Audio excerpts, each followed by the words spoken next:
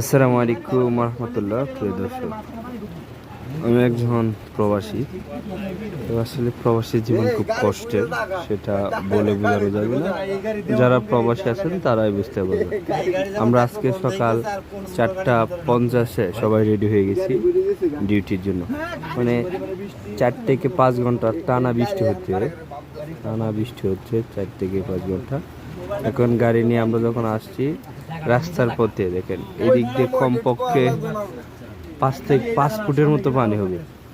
ওই দিক দিয়ে পানি, ওই দিক দিয়ে পানি, সামনে গাড়ি এখন সামনে আগাইতে পারতেছে না। আমরা পানির জন্য আটকে আছি।